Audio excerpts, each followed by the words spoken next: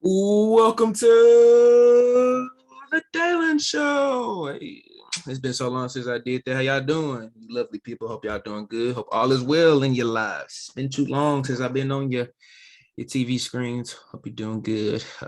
We ended season 2 with the Razorback. Guess what? We're starting season 3 with the Razorback. It's my pristine honor to welcome my friend, my brother, Mr. Jaylin Williams. Clap it up for him. Yes, sir. What's up, my guy? What's going on, man? First off, how you doing, man? I like treating you right now. I know you got a lot going on. Dude, I'm chilling. Can't complain. A lot of basketball, living life. I'm down in Miami right now, so I can't complain at all. Let me get into that in just 1 second.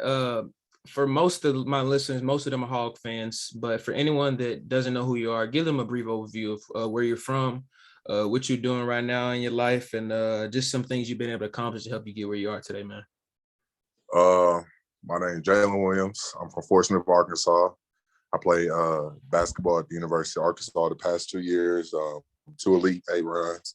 And right now in my life, I'm in pre-draft training for the NBA. Hopefully I'm able to make it to the NBA. If not, I'll go back to college. But right now I'm doing pre-draft in Miami.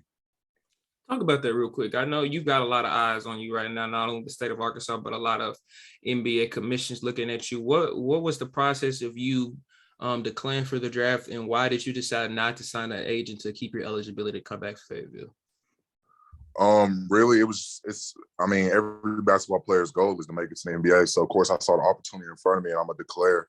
And right now, I'm in a point of where I'm trying to figure out if that's the right choice for me, if going back for another year is the right choice for me. So I just want to get in front of these NBA scouts and in front of these NBA coaches and just show them who I am, show them how I can play, and see if they're interested in my game.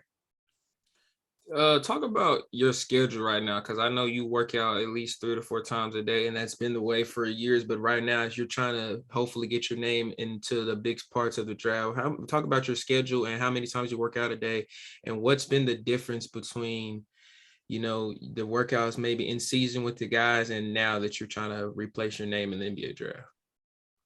Well, depending on what day it is or what I got going on, it changes. But like for today, for example, I had workouts today at 10 a.m., worked out 10 to 11:15, 11:30, went home, of course, took a little nap. Of course, I'm eating all this. And then another workout at 5 to 6, little boxing conditioning workout, weights, just a mix of both.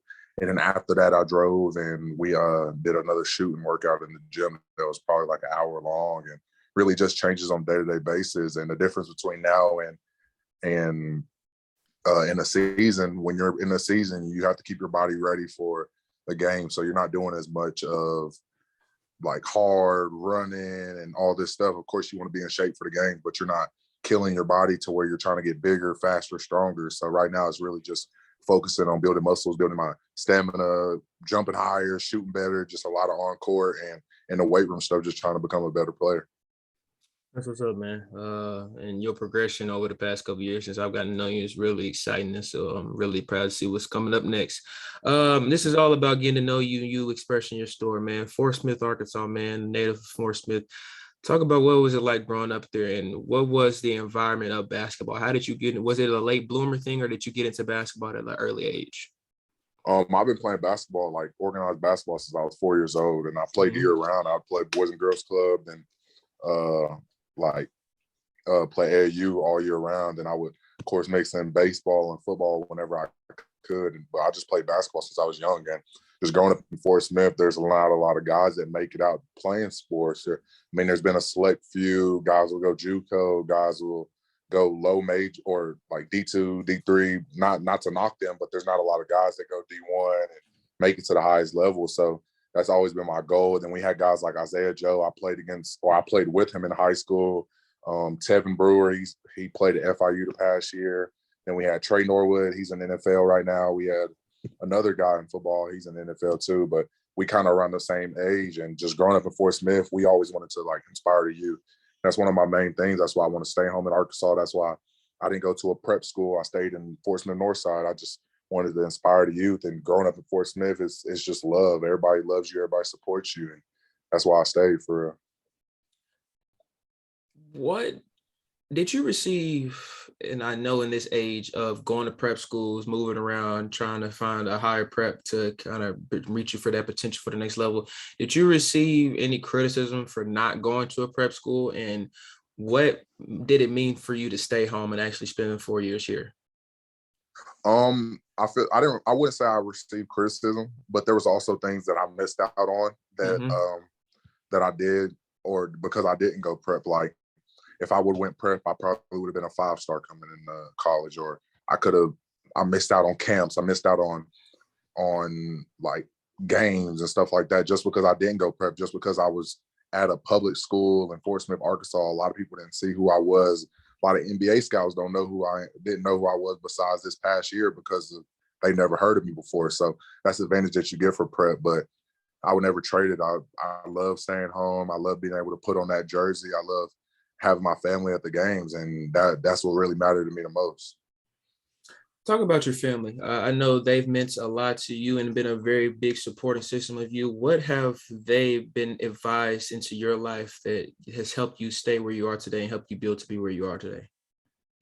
Really, it's just my family just does a great job of helping me with everything. Like my dad, of course, he's the typical dad. He's going to push me to be the best I can be. He wants me to do great in school. He wants me to be great in everything I do, and he'll always be in the gym with me. I got my oldest brother. He's just the goofball of the family. He's funny. He keeps things like not serious to where that can be great sometimes, just not always focusing on the serious thing. I got my second oldest brother. He's kind of like a mix between my youngest brother and my oldest brother. He can be fun. He can talk to me about sports. He comes to all my games that he can, but also he can be serious. He works. He's a smart guy. Then I got my sister. She was an athlete, and me and her always talk about basketball, and we relate on a lot of things just because she likes having fun. Then I got my youngest brother, which is the smartest out of all of us. And then he kind of is the one that helps me with everything outside of basketball. If I want to talk about taxes or schoolwork or something like that, he helps me with that. Then my mom, of course, she's smart too, and she helps me with all that stuff. So really just my family did a great job of helping me with whatever I needed. They always was there.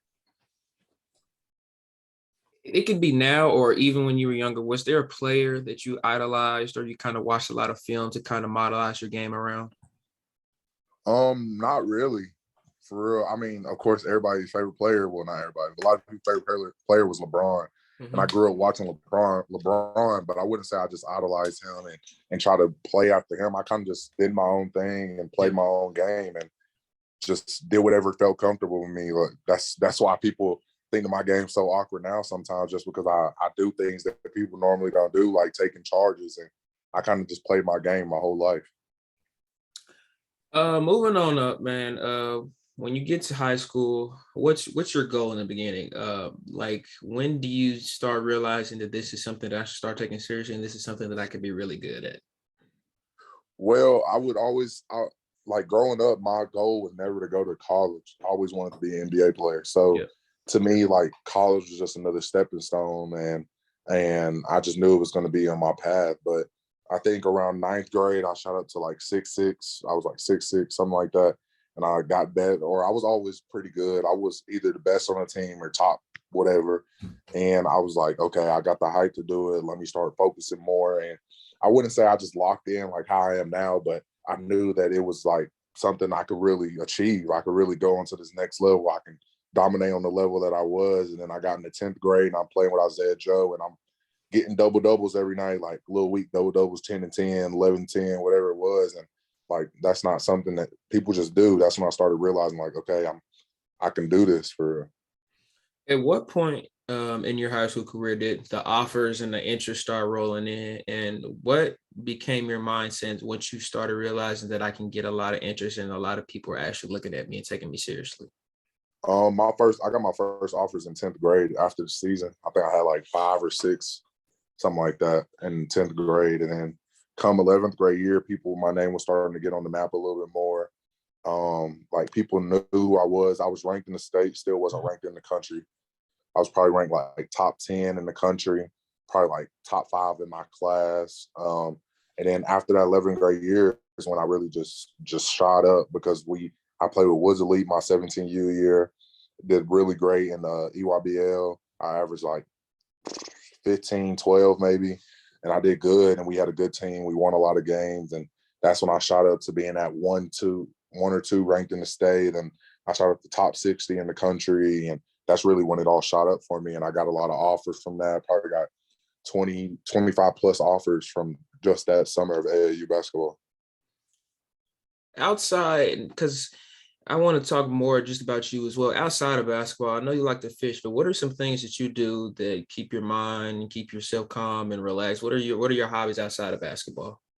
For real, there's not a lot besides Xbox. Like Xbox been my thing my whole life. I've always been that, like, I'll stay up all night on school nights playing Xbox and stuff like that when I was younger, and that's kind of just always been my thing. So, like, I'll get home from practice now and I'll just take my shower, eat my little dinner, and just get on the game for the rest of the night. And that's kind of been my thing. That's a lot of athletes don't have something. You got to have something that keeps the balance, that keeps your mental right. And for me, my mental thing that takes my mind off the stress or the pressure that I get from basketball is playing Xbox. What's some of your top games that you've always played or even now? Madden for sure has been the top game I've always played. I'm really good at Madden. Of course, I play a little bit of 2K, Call of Duty, stuff like that. So that's what's up. I like that we got the same little game style. You talked about this. You had the opportunity to play with Isaiah Joe, former Razorback, and now in the NBA with the Sixers. What was that relationship like, and what were you able to learn from him that kind of helped elevate your game? Honestly, it was great playing Isaiah my 10th grade year because he really showed me what it took to be a great player. He won Gatorade Player of the Year my senior year, and once he did it, I was like, okay, now I got to do it. Like he made my goals go even higher when he started doing things, and seeing his work ethic. He would work out at 5, 6 in the morning before school, come to school, practice with the team, shoot after practice, then come back later in the night. I'm thinking like, okay, that's what guys that are on the level that I want to be on, like that's what they do. And really, he just set the foundation for me on what I needed to do to be on the same level as him. I think one of the vital parts of any team sports is chemistry and team relationship. Throughout your high school career, man, talk about your bonds. I know you were very strong with your teammates, and those are your brothers. Talk about how important it was for you guys to make sure that you guys were as strong as possible, and how that reflected to you guys performing as well as you could on the court. It's important. A lot of your friendships come from high school, and the same four that I went through 10th grade, 11th grade, 12th grade with, like they're still my brothers today. They came down to Miami not long ago, like a week ago, and we're still super close. But it's very important, especially in high school, college level, because especially at the high school level, because there's a lot of guys that are just playing to play. They're not playing to go play on another level. They're playing just to have fun. And when you're close with those guys and they know that you are trying to achieve something big, like those guys would do anything just to make sure that I won. Like they knew how big a win in the game for me would be, and they would go out there, leave it all out on the court just because they knew I needed to win that game because I'm playing against another top player in the state. So just having that relationship, that friendship, that brotherhood with those guys, it's big for sure. Absolutely. I had known you. I had watched your game. I had started watching your game your junior year, but we met your senior year. And you don't have to talk about this if you don't want to, but it's something that I won't ever forget. Your last game was against Central. And if anyone was there to watch it, it was a very controversial game. And Central's tactics were really well. What do you remember about your senior year and that game specifically? And is there anything that you wish you can go back and do differently? My senior year, I wish I would have been more aggressive. Like I feel like I was being too passive. I wish I would have done more. I could have did way more for my team. But the Central game, of course, they held the ball. And, I mean, there's always going to be something that creates and it's going to be fixed. So after they did that, there's a shot clock in Arkansas now. So I'm glad, not saying I'm happy it happened to us, but I'm glad it happened to where it made basketball better in the state of Arkansas because really that's all that matters. But they held the ball. We got outplayed, outcoached, whatever you want to say. And, I mean, they did what they had to do to win. So I can't hate on them, but I do hate how they did it. Absolutely. I ain't mad at you for that. You had a lot of course, offers coming out of high school and getting ready to go into college. Oklahoma State is one of the big names, but of course you landed in Fayetteville. why was Fayetteville the choice? Why was Eric Musselman the choice? And what made Arkansas stand out rather than all the other schools that were interested in you? Honestly, the main thing was just that it was close to home. Like I grew up in Fort Smith, Arkansas. Most of my family's there. That's 45-minute drive. My dad, my brothers, I want them to come to the game. My mama moved down to Springdale, and I'm happy that she's able to come to the games. Like just being able to have my family at those games in the stands. I know where they sit every game. Able to see them when I do something good. I might glance up at them and see them clapping and cheering. And me and my dad actually I I couldn't hear his voice in Arkansas because it was so loud, but growing up, I always knew where he sat, always could hear him during the games and how loud it would be in high school. I could always hear him. And me and him developed this thing where we were really good at reading each other's lips, where we could talk to each other while we were on the bench. And we'd be in the middle of the game, and I might, like, even at Arkansas, I might be subbed out the game, and like I'll look up at him and he'll tell me something. I can read his lips from halfway up the stands, and that's just something me and my dad always did. And just having them at the game is something that I'll never pass up. Just being able to have them there. That's dope, man. That's really dope. Yeah. What's one piece of advice that you were given, or one thing that you learned in high school that you still kind of use in an everyday basis today? I would say run your own race. Don't look at somebody that's doing better than you. Look at yourself. Somebody might come into school the same year as you. They might be the best player on the team, go to D1, go NBA, go whatever, but it doesn't matter. You can have your own story. You can play your own game. And if you're worried about somebody else, you can't be focused on what's going on in your life. So I think you're running your own race, be focused on you. Everybody has their own story, and you can be great even if your story is different than the person next to you. You get to Fayetteville, and I'll never forget this. A very exciting recruiting class. Of course, you, my man Devo Davis, Moses Moody, and KK Robinson were coming into Fayetteville.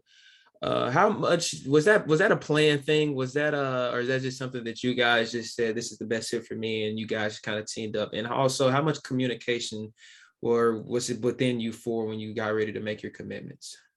Yeah, we had a little group chat, and of course, Devo was the first person to commit, so he was already committed, and we had a group chat. We were talking about it. Chris was in the group chat until he committed to Auburn. Then we had to make a new one. Yeah. But I was on my Auburn visit with Chris, and when we left, I think I called or I went to an Arkansas game within the next couple of days. I think it was on the Tuesday or Wednesday. I got back on the Sunday before.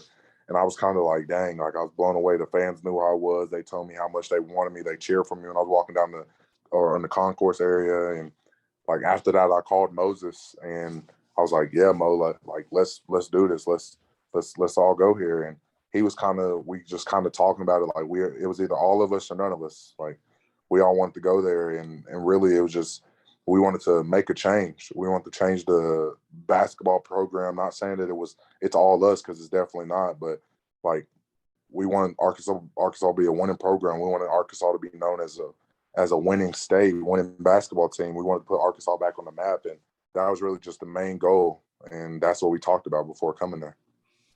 You say that, and how exciting has it been to be able to kind of reestablish what Arkansas basketball has been known for? Because I'm very fond of Mike Anderson, very big fan of him. He got us to a point where we were winning again, but we couldn't reach that next level. Now with Coach Munson, what you guys have been able to accomplish, you've gotten us to the next level. How exciting has that been to be a part of that so far? Yeah, it's great. Definitely being from the state of Arkansas, just like me and household names growing up, hearing Corliss, Bobby, like Dan, like hearing those names growing up, like people talk about that, and just being one of those names that people talk about now, it's a great feeling, especially because I'm from the state. And like that was one of the goals, like I said, just doing that. And it's incredible. It's incredible just to be a part of it. And I always talk to my family and my friends about it. Like to me, like winning the games isn't like, it's cool and all, but when I see things like this is the first time Arkansas has hit 2 Elite 8 since 90 whatever, like that's the things I'm like, wow, like we really doing something. Like this is crazy. And just being a part of that, being in the same sentence or conversation as those great teams, great players that came through Arkansas, it's incredible. When you get to Fayetteville, being on college, and I've talked about this before, it's a transition because you're on your own. You're independent, you're on your own, you're doing your own thing. Was it a hard transition from high school to college for you, or was it a really easy and smooth flow for you? Honestly, the most difficult thing to me was just realizing that my role was different. Basketball wise, like I went from Gatorade Player of the Year, top player in the state, top player in the country, to getting DMPs at the beginning of the season. So that was the hardest thing. But I've always been individual. Like I said, I play my game my whole life. So as soon as I got there, I was independent. My family wasn't far away, so I didn't get homesick. Like anytime I wanted to see them, I'll just drive back, or they would come see me. So it really wasn't that big of a change. But I love living by myself. Like I lived by myself all past season. I live by myself now, and that's how I've always been. I didn't really have a problem with it. Talk about when you first got to Fayetteville, what were some of the things that you realized were completely different about the college game than the high school game? And what were some of the things that you immediately noticed that I had to work on to get better? The speed and the tempo and the athleticism of everybody. Like in high school, I was this guy that blocked all the shots. Like I took charges, but it wasn't my main thing. Like I used to block shots and pin shots off the glass and send them in the front row. And in college, it's like, all right, I might not want to jump with him. He might dunk on me. So that was one of the main things that was different. Just those guys being way more athletic, and it's a big change for sure. And then really, that's the main thing. And then when I got there, I realized I need to be in better shape. Like I got there and I had 19% body fat. And I mean, that's not a crazy bad amount, but for an athlete, it was bad. And I think by the end of my first season, I got it down to 10, and now I'm like at 8. So that's just one of the main things. I had to change my body. I still was young. I was 17, 18 when I first got there. I had to change my body, had to expand my game, had to develop a shot on the outside. And those are really the main things that I focused on. This progression at its finest. I like that. Yeah. What are some of your top food spots in Fayetteville? What's some of your spots you go to? Grubs and Gasanos. Yeah, if anyone's not from Arkansas, you don't know about Grubs. You get down here, you got to check that out. Gasanos. Juicy Tails is fire. Okay, I've never heard of that. Juicy Tails seafood spot by the mall. Ginger's fire. Always like healthy. While I started eating healthier, so I started cooking for myself a lot. So I didn't really eat out that much. But yeah, there's a lot of spots I go. Hey, I know some spots. Talk to me about the hair, man. I've always loved the hair. You cut it down a little bit, but I remember like the first time I showed my mom you, she was like, I love to do, but the hair is too much. And I'm like, Mom, the hair is making it everything. So when did you start growing out the hair? How have you kind of embraced it now? Man, I grew my hair was super long my 10th and 11th grade year. It was way longer than what I have it now. Mm-hmm. And then I cut it my senior year of high school, grew it out, cut it again before my freshman year, grew it out my freshman year, cut it again before last season. It's kind of just been growing now. And I mean, it's kind of my look. It's my thing. Like I've been sent videos of kids or pictures of kids dressing up on me and they'll throw on a big afro. Like that's crazy. Like just think about it. It's kind of like my look. I mean, they're not the same thing, but like James Harden's beard, like this is my beard for Arkansas basketball. My hair is my look. And I don't know, it's kind of just my signature thing now is just having hair. You say your signature thing. You talked about this a little bit earlier. I would say your Chargers have become a part of who you are, your name now. I even saw a video, kid going up to you and acting like he was taking a charge. Yeah. How is that? Number one, is that an embracement of your game? How have you kind of learned to put your body on the line, and what has that reaction been like to you? It's crazy for sure, and just seeing how much like I was saying, like with the winning these games and being compared to other players, like that's what really wows me.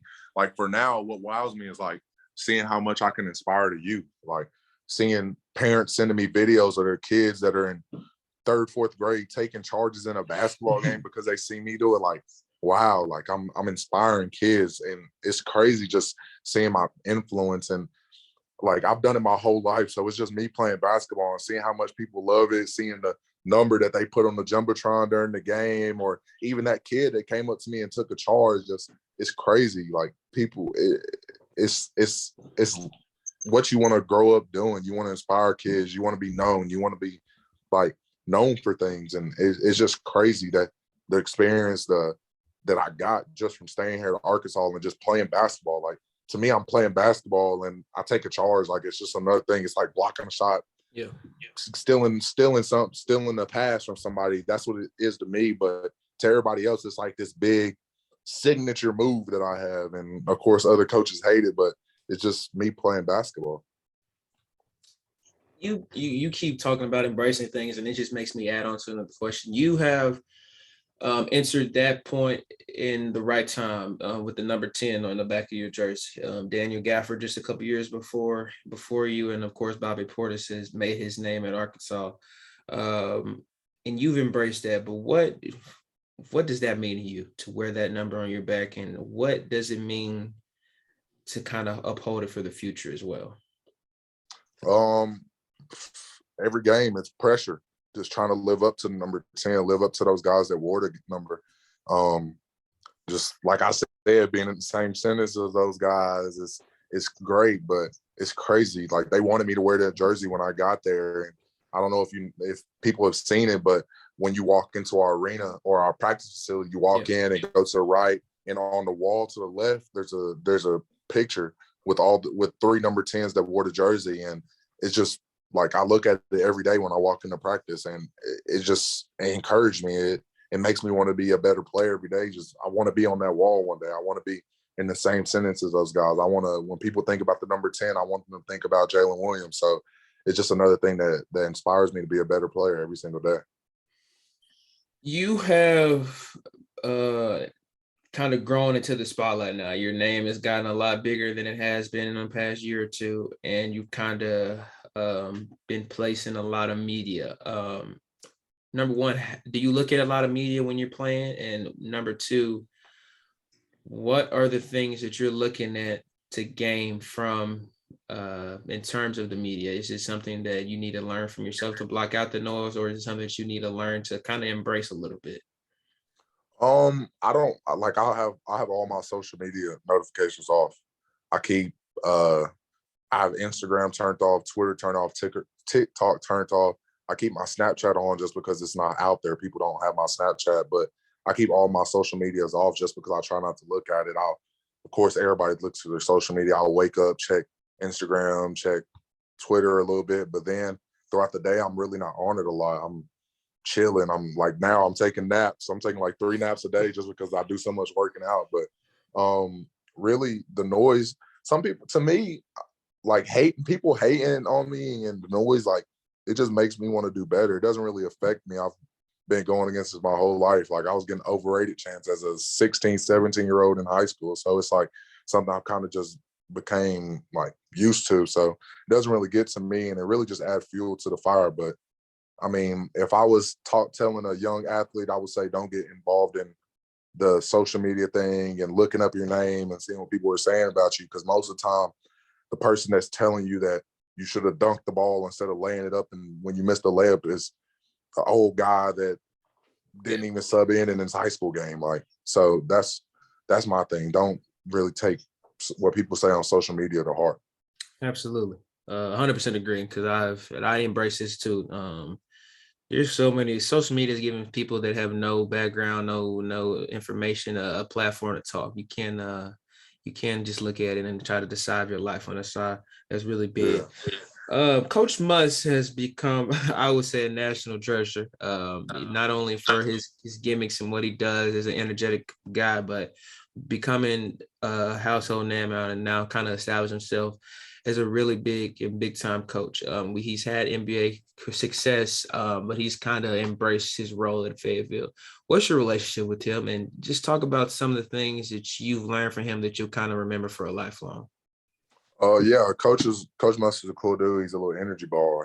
He gets you going. When you think you're going, he gets you going harder. So it's just like, he just pushes you constantly. And I learned a lot from him in basketball. Like, I can't lie, I've learned a lot. Like, being prepared for games, knowing teams, like you're gonna know that there's times in the games where they're running a play and they'll run out like 7, or they'll call a play and I'll be like, hey, he's finna do this, he's finna do that. This big's gonna go, like, you'll know the play. And there's been times in the game where the guy that I'm guarding won't know the play, and I'll just be like, bro, you're supposed to go screen right there, or like just talk to him like that. And that's what I think that he's really great at, just getting his players prepared. Because promise you, everybody not everybody, a lot of guys on our team will know if that guard dribbles to the right wing and the 2-man runs across the middle, it means they're throwing a backside lob on like you'll know just because one triggered what the whole play is. And he does a really good job of getting the team prepared for the game that's ahead of him. That's for sure, man. That's the description of a very good coach. So shout out to Coach Muss. I know you don't got too much time. I got just a couple more questions. Pre-game, man, what you bumping? What you got playing in your ears to get you pumped up for the game? What you got on? Okay, this might sound bad. this might. I'm good, but Unwanted Lifestyle, I was bumping that for a while. Okay. By No Cap. A lot of Lil Baby right on right now. In a Minute by Lil Baby right now. Drake, sometimes it depends. Drake top 5 forever, but before the game is a little crazy. But I ain't gonna lie, some TikTok songs be fire before the game because you can turn up. But we always turn up to Nevada by Youngboy. My song. We used to always turn up for the games with that. But it just depends. A lot of times I wouldn't be on the aux. But depending on who got on the aux, a lot of times it was KK. We always listen to Youngboy. If KK get on aux, you listen to Youngboy. It just depends who it was. And we always just turn up as a team before the game. For sure, man. I probably play Nevada about once or twice a day. That's my song. I don't even listen to Youngboy like that, but that's my song for real. Hey, it's up there for sure. One of the things that I always do is it's like a 2-in-1 question, but the first one is, and I'll kind of combine them. What advice would you give to anyone about life, basketball? What one piece of advice would you give to anyone that you've been able to learn? And also, what legacy do you want to leave behind? What do you want people to know about Jaylin Williams that maybe they didn't get to know about yourself? I would say keep your mental right. Your mental is important. No matter what you're doing in life, you could be building houses, coaching a team, playing. No matter what it is, your mental is the most important thing. Without a strong mind, you can't be a strong player. You can't be strong at what you're doing. And just keeping your mental right can be one of the most important things. No matter what it is, it might be playing Xbox, it might be going home, being by yourself, or spending time with friends and family. Just keeping your mental right is one of the main things. There's a lot of athletes in this world, like speaking to the athletes that are watching this, like there's a lot of athletes in the world that go through mental problems. Sometimes it can be stressful. Sometimes it can be hard. Sometimes there's going to be things that you're not ready for, that you're not used to. And keeping your mental right is one of the most important things that you can do, because without a strong mental, without a strong mind and believing in yourself, believing in your craft, your talent, your heart, whatever you got going for you, you can't be the best that you can be. And what you said second, what I want to be remembered for, I want to be remembered as a winner. I want to be remembered as the guy that no matter what happened, I was out there smiling on the court, having fun. I want to be remembered for taking charges, I guess, and just having fun out there on the court. And when people talk about me 10, 15, 20 years from now, I want them to say, like, you remember Jaylin Williams? Like, he used to always have fun on the court. Just have fun. Like, son, you remember when you watch Jaylin Williams, like the highlights Jaylin Williams, look at him smiling. Like, have fun out there. Don't be stressed with it. Go out there, play your game, have fun. And that's really what I want to be remembered as. Absolutely, man. Absolutely. I'm going to embark that. I appreciate that. That meant a lot to me, Doug. I appreciate you, man. Truly. We've been trying to get at this for a while now. I know our schedules haven't been able to hook up really much, but I appreciate you. It truly means the world to me. Nothing but the best for you, brother. Appreciate you, my girl. Also, I'm not gonna pressurize you, but we waiting on that. We waiting on that news, man. We gonna see what you're gonna do. We gonna see. Appreciate you again, man. Thank you guys for listening. Also, one more thing, because people have been asking me, and I'm surprised you didn't say anything. Yes, I'm from Arkansas. Yes, I'm a big and born Hog fan. I bleed Hog, Razorback red. And yes, I'm going to Ole Miss this fall. Don't judge me. Don't say anything bad. But I do love my Hogs, so you guys leave me alone about it. But yes, I'm going to Ole Miss this fall. That's where I'll be attending. Officially completed high school today. Actually, today I took my last AP exam. So you guys been asking me. That's the move this fall. I'm still bleed hog red though. Don't get it twisted and you get that one. But no, Congrats, though. appreciate you, man. And all love to you, dog. Continue working. We're all behind you forever and always. Appreciate you. Thank y'all guys for listening. We back, baby. Season 3 underway, dog. This is a really good way to start, man. Appreciate you, man. I love this dude, bro. He's always energetic and smiling. That brings the best out of everything. So I appreciate you, man. All right, love my guy. everybody. Y'all stay safe. Till next time.